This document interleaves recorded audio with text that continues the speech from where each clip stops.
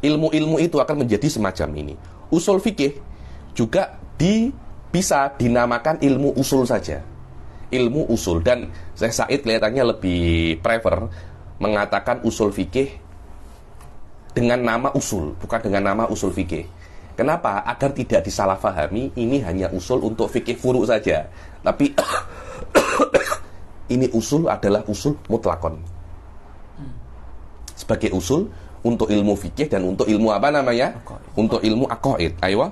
Wa yumkinu tasmiyatuhu bi'ilmi al-usul faqat li'alla yahsul liltibas al-musyara ilaihi sabiqan. Dan bisa juga Anda katakan ilmu usul fikih itu sebagai ilmu usul saja agar tidak terjadi kerancauan. Iltibas ini rancau, tahu rancau ya? Percampuran, ayo, percampuran bukan percampuran yang disengaja, tapi percampuran yang tidak disengaja, yang sekiranya bisa membuat orang itu tersilap. Itu namanya iltibas.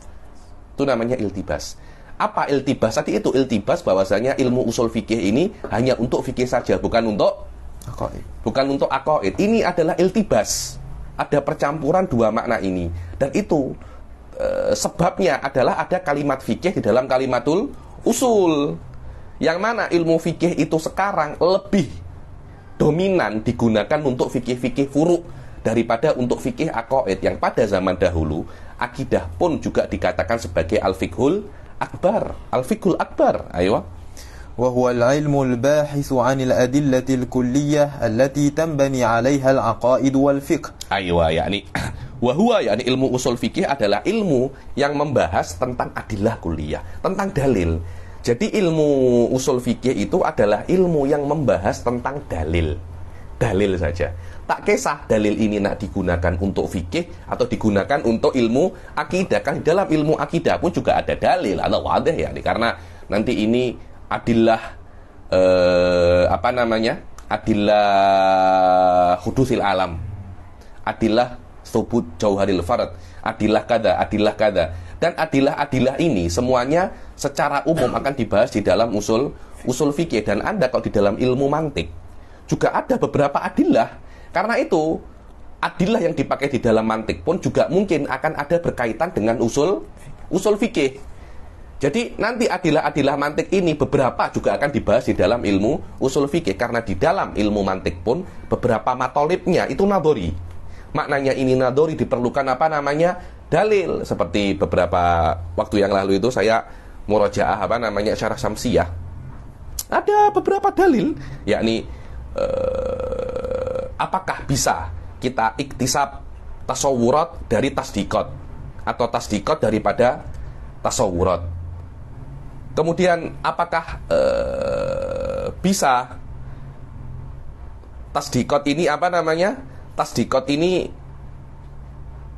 apakah bisa tasawurat ini menjadi nadori, atau dia itu mesti badihi semua seperti apa dikatakan oleh Imam Razi. Semuanya akan ada dalilnya. Dan dalil-dalil semacam ini mungkin dibahas di dalam ilmu mantik, juga mungkin dibahas di dalam ilmu usul fikih. Tidak ada masalah, karena mutlaqud dalil itu sendiri pembahasannya bukan pembahasan mantik. Mutlaqud dalil pembahasannya adalah di dalam usul fikih. Jadi kalian jangan terkejut kalau mungkin di dalam usul fikih ada pembahasan tentang mantik, karena memang yang dibahas di dalam usul fikih adalah sesuatu daripada mantik yang diperlukan di dalam masalah sinaatul dalil tadi ini.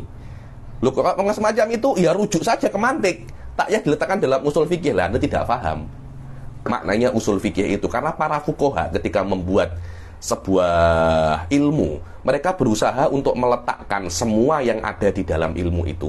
Sekiranya para thalib ini tidak perlu untuk rujuk ke ilmu lain untuk memahami apa yang ada di dalam usul fikih, ya sudah, maknanya kita tidak memerlukan semua mantik. Tidak, hanya beberapa juzuk daripada mantik, beberapa bagian daripada mantik yang kita perlukan. Beberapa bagian itu kita transfer ke ilmu usul fikih. Di dalam akidah kita pun juga memerlukan beberapa bagian daripada akidah. Masalah jauhar farad, masalah kidam bakok, kita tidak kita tak perlu. Ada beberapa masail yang kita perlukan. Contohnya tahsin wa takbih, contohnya syukril mun'im, contohnya masalah hikmah. Kita memerlukan itu untuk sinaatul dalil di dalam usul fikih. Ya kita apa namanya?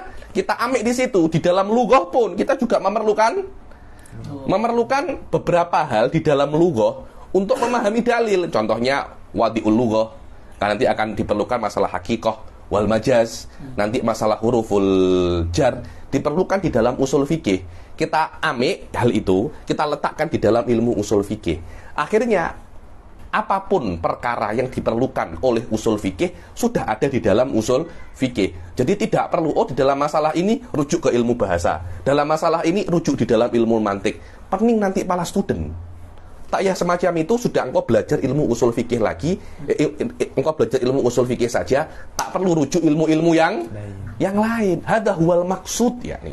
Hadza huwal maksud. Lah kalau Anda menghapus masalah wadi'ul lughah tidak ada gunanya, engkau hapus.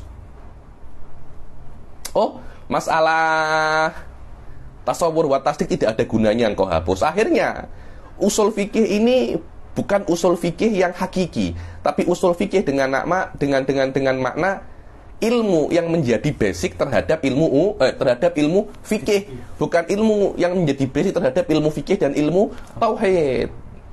Dan ini kan terbinanya tajdid ilmu usul kan karena kesalahpahaman ini. Karena kesalahpahaman ini terjadilah ada yang nak tajdid ilmu usul fikih, ada yang nak merevisi. Karena kenapa? Mereka tidak memahami DNA asli daripada ilmu usul fikih itu sendiri. Wa azza wa qalla man yafhamuhu fi hadzal zaman. Karena ilmu ini mus ilmu sahal abadan. Wa ilmu-ilmu yang susah, wallahu alam. Jelas.